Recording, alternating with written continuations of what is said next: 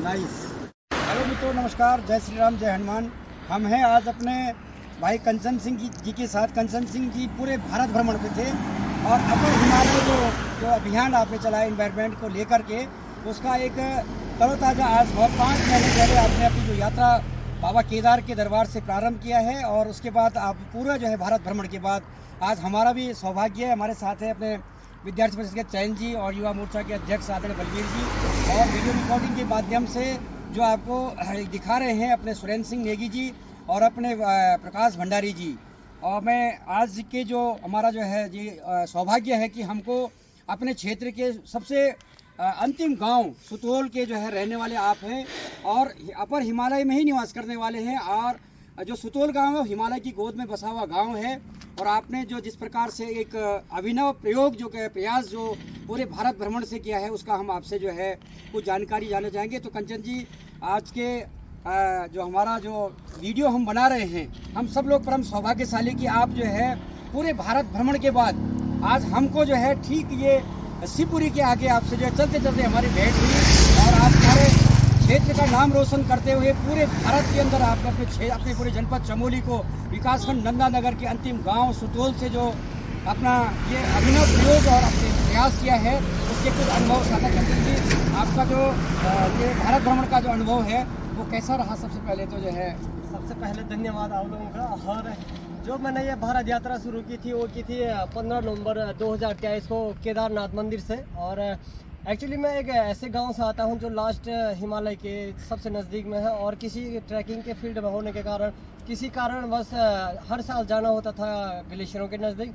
तो ये चीज़ नोटिस की मैंने कि जो हमारे ग्लेशियर हैं वो लगातार पीछे पिघल रहे हैं। तो काफ़ी टाइम पहले से ये प्लानिंग चल रही थी कि मुझे इस पर काम करना है, अवेयरनेस काम करना है। 15 नवंबर भगवान केदारनाथ जी के कपाट बंद हो रहे थे, उसी दिन से मैंने अपने भारत साइकिल यात्रा शुरू की और आज 145 दिन बाद वापस केदारनाथ की ओर जा रहा हूँ।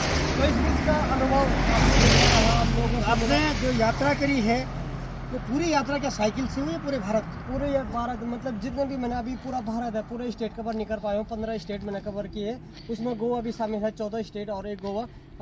तो ये साइकिल से ही पूरी किया, अभी वापस पूरा साइकिल से ही जा रहा है। आपने एडवेंचरिंग टूरिस्ट का भी एक जो है एडवेंचरिंग का भी एक परिचय दिया है, तो आपकी साइकिल यात्रा कैसी रही? आपका जो रहना खाना सहना ये किस प्रकार का जो है व्यवस्थाओं से जो है आप लोगों ने सामना किया है? काफ़ी अच्छा अनुभव रहा, पॉजिटिव अनुभव रहा पूरे भारत में। और रहने खाने का ऐसा होता था, खाने के लिए मैं ज़्यादातर आउडी जो होटल होते हैं, ढाबे होते हैं या वहीं पे प्रयोग करता था। मेरे पास एक छोटा सा ब्यूटेन गैस है, उस पर मैं दूध वगैरह गर्म कर लेता था। बाकी रहने के लिए मैंने वगैरह ये पूरे जगह सारे आप टेंट में ही रहते हैं? केवल एक टाइम मैंने 300 रुपये दिए हैं मदुरई में, तमिलनाडु में। वहाँ पर हम बहुत ज़्यादा पहुँचे थे तो रुकने की जगह नहीं मिली, रात भर घूम रहे थे। तो वहाँ पे राजस्थान के मारवाड़ी लोग बहुत रहते हैं तमिलनाडु में, तो उन लोगों ने एक गुजराती सदन था वहाँ पे भी जो था, वहाँ पे भी चार्जेबल था 300 रुपये। तो केवल एक ही टाइम मैंने 300 रुपये चार्ज किया है, अन्यथा हमेशा कैंप में ही रहा हूँ। जैसे पेट्रोल पंप हो गया, मंदिर हो गया, उन चीज़ों में ही अपना कैंप फिक्स करता था। तो आपका जो यात्रा का जो पूरा वृत्तांत रहा है, हाँ। तो उसका कुछ एक्सपेरिमेंट आपने जो किया होगा, यूनिवर्सिटियों के साथ जो है आपने बातचीत करी और जो पढ़े लिखे प्रबुद्ध लोग जो एनवायरनमेंट के प्रति चिंतित है, उन लोगों से आपकी वार्ता कैसी रही? वार्तालाप बहुत अच्छी रही। स्कूलों में हो या फिर कहीं पे भी लोग मिलते थे। बहुत सारे टाइम ये होता है कि कुछ नेगेटिव लोग भी मिलते हैं कि क्यों कर रहा है, क्या कर रहा है, तेरे एक अवेयरनेस फैलाने से क्या हो जाता है। तो कभी तो उनको समझाने की कोशिश करता था कि भाई मैं जितनी कोशिश कर सकता हूँ जितने, क्योंकि बहुत सारे स्कूलों में मैंने ये देखा कि बच्चों को ग्लेशियर के बारे में पता चल रहा है, थोड़ा सा इंटरेस्टेड वो उसके बारे में भी रुचि रख रहे हैं ग्लेशियरों के बारे में। तो यही बहुत बड़ी बात है, और ग्लेशियरों के बारे में देख रहे हैं तो वही बड़ी बात है।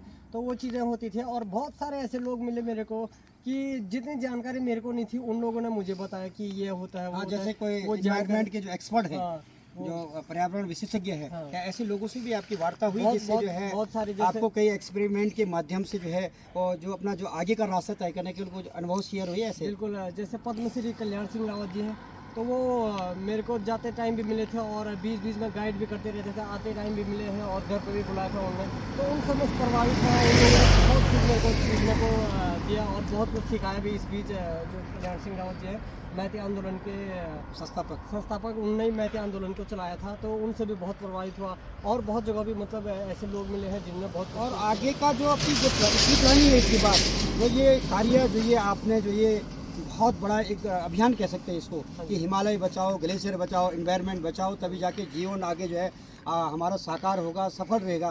इसके लिए आपकी जो आगे की जो रणनीति है वो किस प्रकार से होगी? आप आगे इसको जो है कैसे इस अभियान को आगे बढ़ाएंगे? आगे की रणनीति ऐसी चलेगी। इसके बाद जुलाई में एक छोटा सा साइकिल करने का प्लान है हमारा। तो उसमें एक ग्लेशियरों के ही उसमें काम करता है संभव, एक इंस्टीट्यूट है हिमाचल में। तो हम वहाँ हिमाचल होते हुए, संभव से होते हुए केदारनाथ से अमरनाथ तक साइकिलिंग यात्रा करेंगे और इसमें अवेयरनेस फैलाते रहेंगे। हम भी खुद काम करेंगे। जैसे केदारनाथ में होता है तो वहाँ पर जितने हमसे हो सकता है रिस्पॉन्सिबल ट्रैकिंग के बारे में लोगों को बताएं कि यार आप पानी की खाली भरी हुई बोतल अगर केदारनाथ में ले जा सकते तो वहाँ से ला भी सकते, क्योंकि वहाँ पर जला दिया जाता है तो ब्लैक कार्बन से सीधा डायरेक्ट ग्लेशियर तो ये सब चीज़ें हैं। आगे भी इस फील्ड में काम करते हैं। अभी तो आप अपने गृह क्षेत्र देवभूमि उत्तराखंड पहुँच चुके हैं। इसके बाद आपका जो अग्रिम कार्यक्रम है वो आगे की जो प्लानिंग है वो कहाँ की है? अभी फिलहाल तो मैं ये घर जाऊंगा कुछ दिन के लिए, उसके बाद यात्रा ख़त्म करूंगा केदारनाथ में, क्योंकि केदारनाथ से यात्रा प्रारंभ किया है आपने। प्रारंभ केदारनाथ से यात्रा खत्म हुई वहीं पर करेंगे।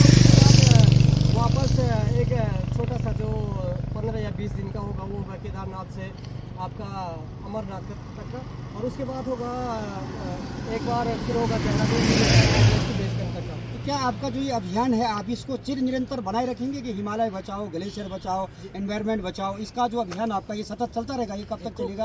कोशिश तो रहेगी, तो ये मैं इस जो प्रयास है वो आगे से करता रहूँ, जितने मेरे को हो सके वो करता रहूँ। तो आप सबको धन्यवाद, अपने दर्शकों को प्रणाम करते धन्यवाद। आज कंचन सिंह जी ने एक नया जो है ये अभियान प्रारंभ किया है।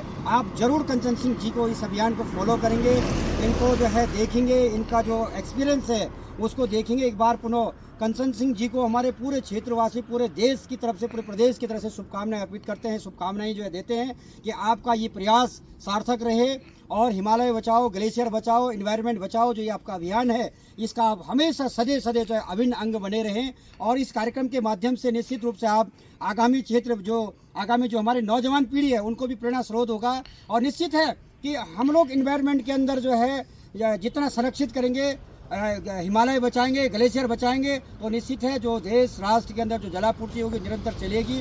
आपका अभियान सफल रहे। इन्हीं शुभकामनाओं के साथ जय श्री राम, जय हनुमान।